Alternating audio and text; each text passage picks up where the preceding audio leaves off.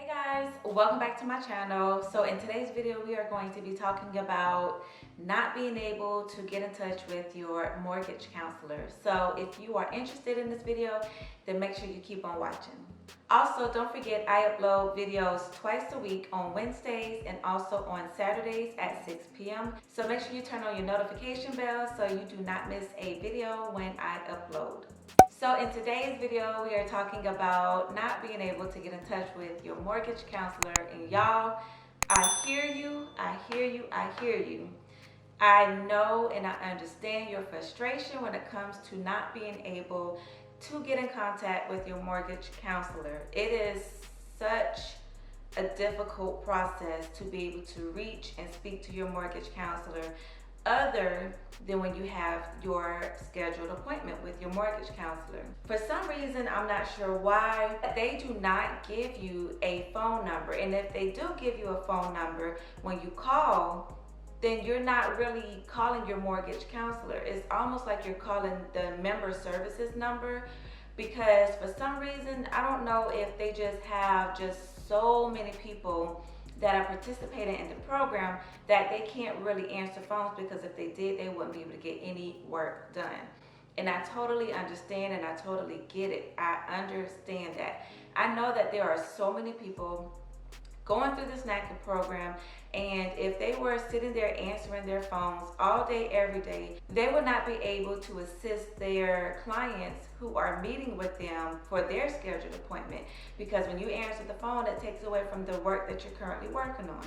So I totally get it, I understand, but at the same time, you know, we all have questions, or you guys may have questions in regards to, you know, what forms you need to upload or how something is supposed to be completed. And not being able to reach your mortgage counselor is such a bad thing, because it just seems as if they don't want to talk to you until it's time for you to meet with them. And it's like, okay, well, no, I need to be able to talk to you. I believe that's why they give the member services number out to everybody, because the member services team is kind of like the middleman. So if you can't reach your mortgage counselor, then you contact member services and try to see if member services can relay the message to your mortgage counselor, or they may be able to assist you instead of your mortgage counselor. If it's something that is not really a difficult task, and if they know the answer or know how to assist you, member services should be able to definitely assist you in answering any questions, or if you need to reschedule your appointment or change the time, whatever the case is, member services should be able to assist you. They should also be able to assist you in telling you how to upload your documents.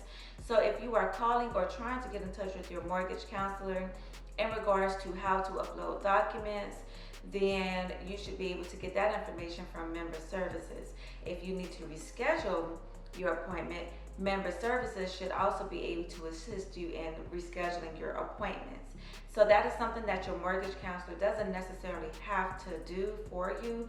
But if you just want to talk to the mortgage counselor, then I know when I used to call member services, they would relay the message to my mortgage counselor via email, and then my mortgage counselor would respond to me via email. Now, my mortgage counselor never called me.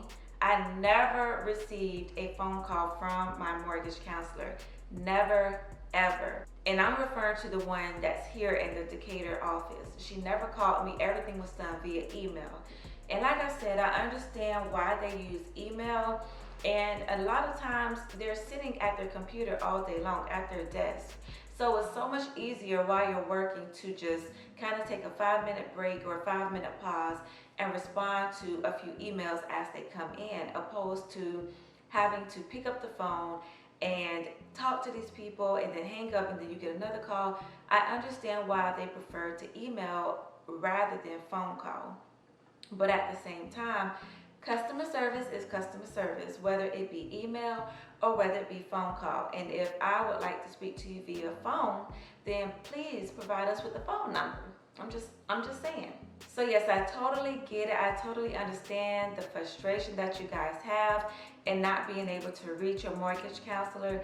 And a lot of the times, our appointments with our mortgage counselors are months out.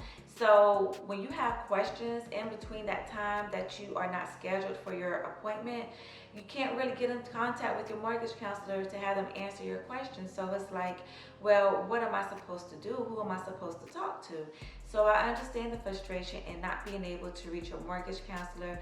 It is unfortunate that the process is like that, but like I said, I kind of understand that, you know, they have so many clients that they're working on to try to get them into their homes, and they just don't have time all day every day to answer the phones. So I guess you kind of have to see both sides of the picture. But like I was saying, the mortgage counselor who helped my husband and I get into our home, I never talked to her on the phone, and that was just how it was with her. And I respect it. Like I said, she may not have had time to speak with you, whether it was twice a day, once a week, or whatever the case is. Everything was done via email. So their lines of communication or their form of communication solely relies on email. So when you send your mortgage counselor an email, you want to be as nice as possible, but just make sure that you get your point across as much as possible, because you don't want to send an email to your mortgage counselor with one question when you got 5 questions, and then that mortgage counselor responds to one question, but then when you send a second email, they may not respond back to you. So when you send an email to your mortgage counselor, if you cannot get in contact with your mortgage counselor via phone, make sure you put all of your questions, all of your concerns in one email. So when they see your email, they can address everything at one time, and you won't have to wait and wait and wait for a response back, because you may not get that response. So I totally get it, y'all. I understand that it's hard, it's frustrating not being able to actually speak to your mortgage counselor until your appointment is scheduled with them. But just keep in mind, like I said before, that they are bogged down with helping a lot of clients getting into their home, and it is a process, and you have to kind of look at both sides. You have your mortgage counselor who is not only helping and assisting you, but they're helping and assisting probably 50 or more other people. And it's not an easy job, because you have a lot that goes into the whole Naca process. Just being able for me to go through the program, I can tell that it's a lot that they deal with on a day-to-day basis. So whenever you speak to your mortgage counselor, just try to be as friendly as possible. Make sure that you do everything that they are asking you to do. Make sure that you submit all your documents on time. Make sure you submit everything that they need right away. If they call you out of the blue, or if they email you, make sure that you respond right away. Do not prolong the response. You know, if you don't have something, just let them know, hey, I don't have it. When can I send this to you? Or how long do I have to get this to you? Trust and believe that you will get there.